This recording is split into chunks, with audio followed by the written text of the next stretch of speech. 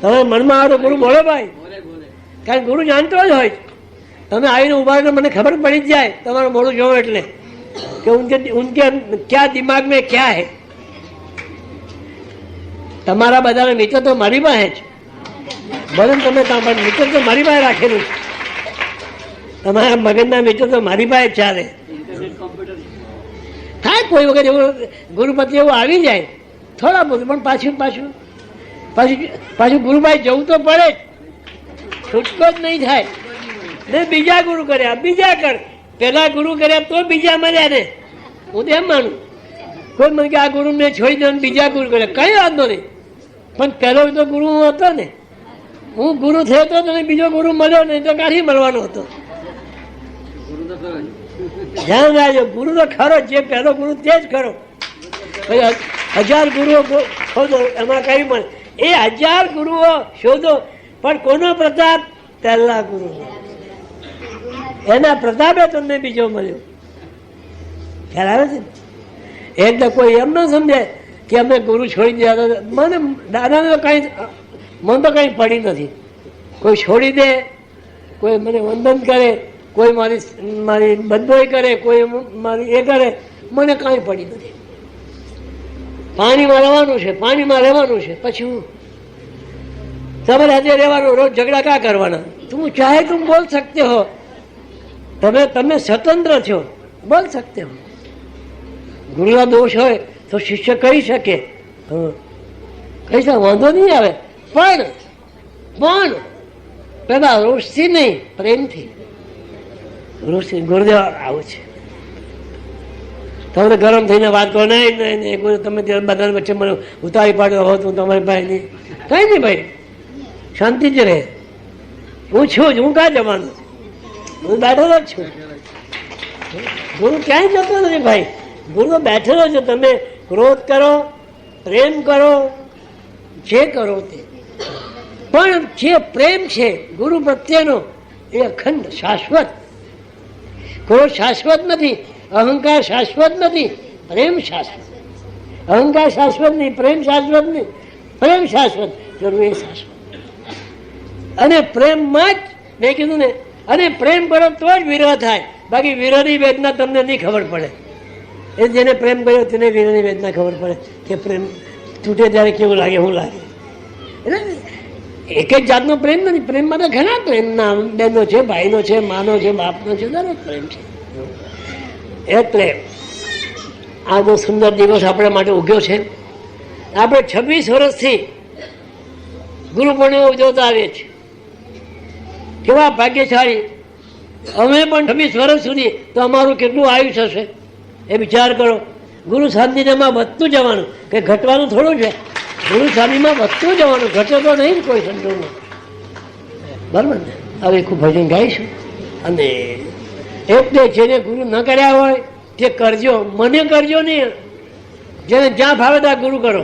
નહીં તો કે દાદાએ કીધું ગુરુ કરજો તો તમે થઈ જા. હું નહીં કહું ભાઈ, તમે બીજો કરજો, પણ ગુરુ કરજો, નગુરા ન રહો. ગુરુ બિન જ્ઞાન ન સંભવે, ગુરુ બિન નીચે ન ભેદ.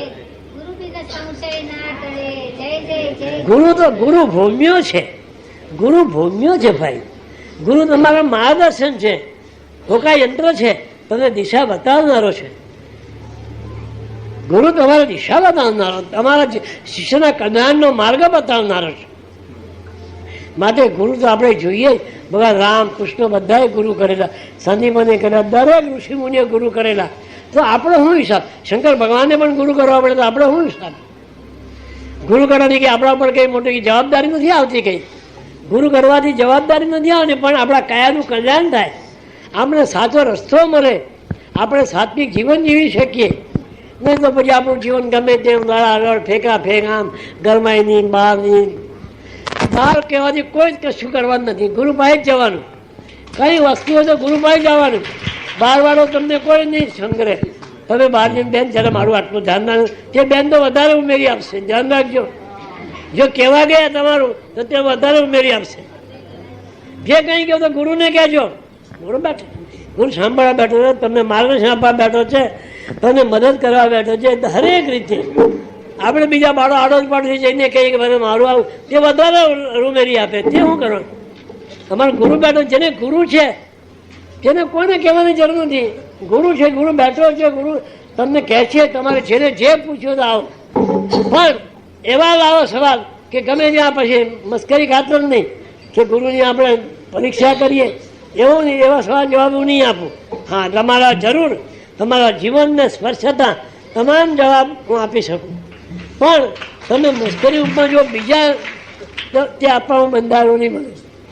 તમારા જીવનને સ્પર્શતા એમાં કંઈ તમને ક્યાં એ હોય અધ્યાત્મ તમને કંઈ થતું, કોઈ તમને આમ કીધું કે આમ, તો અમારે કયા રસ્તે જવો એ ગુરુ બતાવશે.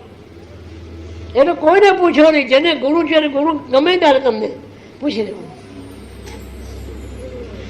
અને આડોશી પાડોશીને બીજાને પૂછશો તો તમારું જીવન બરબાદ થઈ જશે. લખી રાખજો. આ કળિયુગ ચાલે, સતયુગ નહીં ચાલે. તમે કે મારી બેનપણીઓને કહેવા જો બધી વાત, એ બેનપણી દેહીમાં સાંભળીને 50 જણને કહે પછી કે જોને મેં એને કીધું ને એને મને દગો છે. પણ હું કાં કહેવા ગયેલા હતો જ ગુરુ, કંઈ નહોતો ને આ થોડો. અને ગુરુ બધી વાત કહી શકાય, કારણ કે તમે તો દીકરીઓ છો અને દીકરા છો. ગુરુનો બાપ છે, બાપથી બાપ જેવો નહીં, ગુરુ બાપ જ જેવો નહીં. જેવો એટલે હરકામણી થાય. તો ગુરુ તમે તમારા બાપ જેવા છે. બાપ જેવા નહીં, તારા બાપ જ છું એમ કે. બાપ જેવા એટલે સરખામણી થઈ, એટલે બાપ વિશે તેના જેવો દોંડ છે. ગુરુ બાપ જેવા નથી, ગુરુ બાપ. हम सबकी आस्था का धाम ब्रह्मलीन परम पूज्य श्री साने दादा की अखंड धुनी। धृतिमान नाथ संप्रदाय के वर्तमान गादीपति विश्ववंदनीय परम पूज्य श्री छोटे दादा का संकल्प प्रण। हजारों लाखों श्रद्धालुओं का दुख दूर करने वाला, प्रेम और भक्तों की अपार श्रद्धा का धाम, वो है हमारा नवनाथ धाम, ब्रह्मलीन परम पूज्य श्री साने दादा समाधि मंदिर।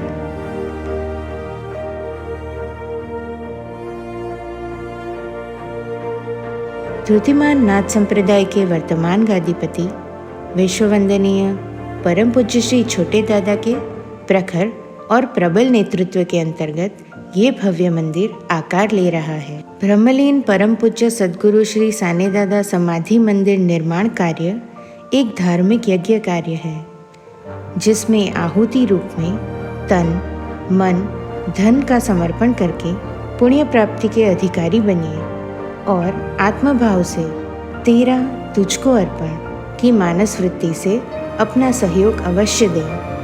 मन से देंगे तो भीख कहलाएगी, विश्वास से देंगे तो दान कहलाएगा, आत्मभाव से देंगे तो धर्म या कर्तव्य कहलाएगा। आपका दान माँ विमला अखूट अन्न क्षेत्र ट्रस्ट में करें। आपका दान मूल्य आर्टिकल 80G के तहत आयकर से राहत दायरे में आएगा। दान करने के लिए संपर्क करें 9726970692 और 99137199765।